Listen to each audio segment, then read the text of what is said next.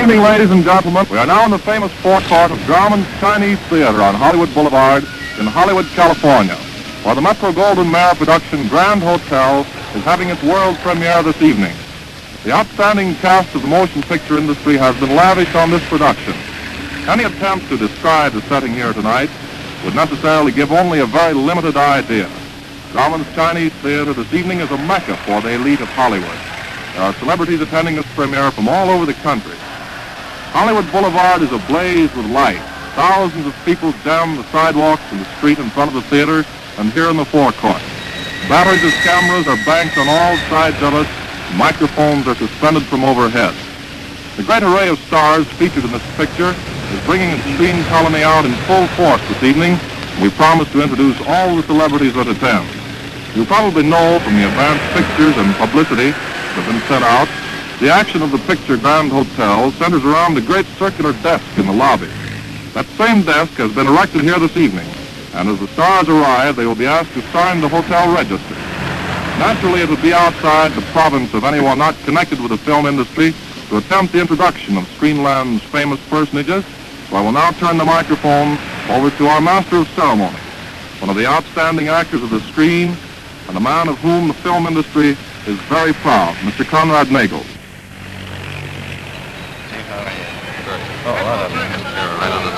And now, ladies and gentlemen, we have the honor of presenting one of Hollywood's best-known actors, Mr. Eddie Robinson. Eddie?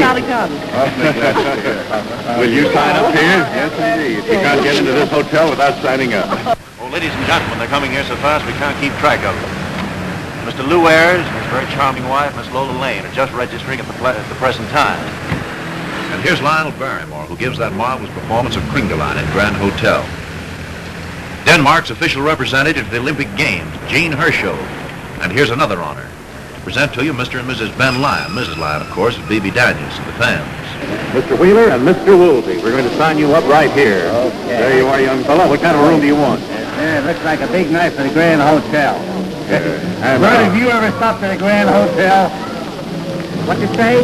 Have you ever stopped at a Grand Hotel? I don't know. I'll have to go home and look at my towel. Well, I'm glad to see you. I haven't seen you since Hell Average, young fella. How are you? I'm glad to see you. Ladies and gentlemen, here's the chap that needs no introduction, Mr. Wallace Beery. Wally, will you sign up here? Yes, thank you, ladies and gentlemen. Wally Beery plays the part of pricing in the picture tonight, or is it pricing, Wally? Pricing. Pricing.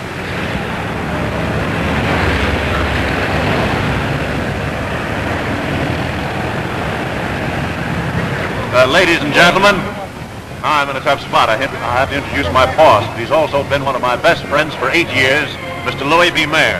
Mr. Mayer, will you sign up? You bet. We give you the best in the house. It's a great night. I think we better turn this over. I want to start a new page. Yes, sir. Thank you very much. Won't you say just a word for us? It's surely a great night. I'm only sorry that all my friends from the East, our President Nicholas Skank and my associate Mr. Rubin can't be here and see the sight. I'm proud to be the head of an organization that can turn out the product we've been turning out. Our fans are entitled to the best, and I'm thankful that we can supply what we consider fine pictures. Proud of my associate Irving Thalberg, who was able to make this picture himself.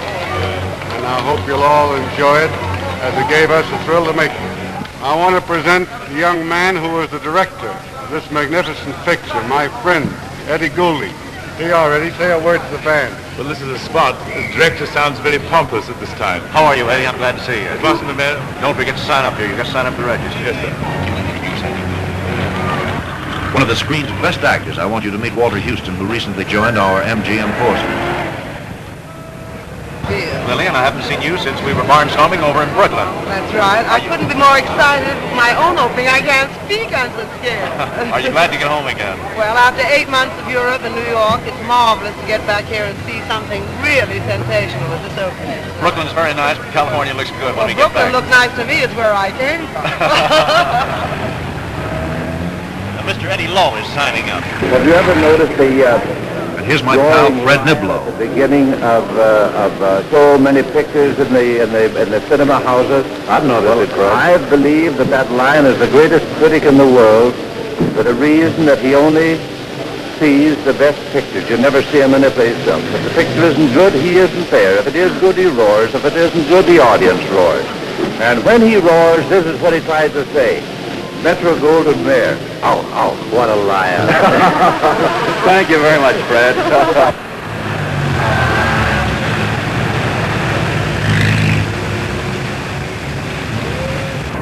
Sign up, Bob. What would you like? Oh, I want 2 rooms and 3 beds. 2 rooms and 3... What are the 3 baths for? One every week for 3 weeks. Well, it took Grand Hotel to bring Lou Stone out of seclusion. We've got to introduce lovely Anita Page Thank here. you, How are you, Conrad. Anita? Oh, I'm fine. Thank you. Is this the book? Ladies and gentlemen, Miss Marlene Dietrich. And her husband, Mr. Rudolf Sieber. No, our eyes don't deceive us. It's Anna Q Nilsson, fully recovered from the accident that kept her from the screen so long. Miss Jean Harlow, ladies and gentlemen, is just going to register. Thank you so much, Mr. Nagel. Miss Harlow has just come back from one of these personal appearance trips. I followed her up about 3 weeks behind her. How did you like it? I loved it. But I can't write with gloves. And here's the screen's first gangster. He's now playing the lead in The Red-Headed Woman. Chet? Conrad, it's a great pleasure. I'm awfully happy to be able to congratulate Metro Goldwyn Mayer on what promises to be one of the biggest things of the screen year. You know, Metro Goldwyn Mayer actors are very lucky. John Barrymore came over to MGM and look what he got. Gable. Then there's Wallace Beery. Look what he got. Joan Crawford. I've just signed with MGM and look what I got. The Red-Headed Woman. The debonair young gentleman hiding under the high hat is Billy Haines. And here are Mr. and Mrs. Douglas Fairbanks, Jr. Mrs. Fairbanks, of course, is Joan Crawford, as you all know. Joan, it's very sweet of you to come over. How are you? Glad to see you. Why, you have a nice sunburn. Will you register? We shouldn't ask you to register to go in to see the Grand Hotel.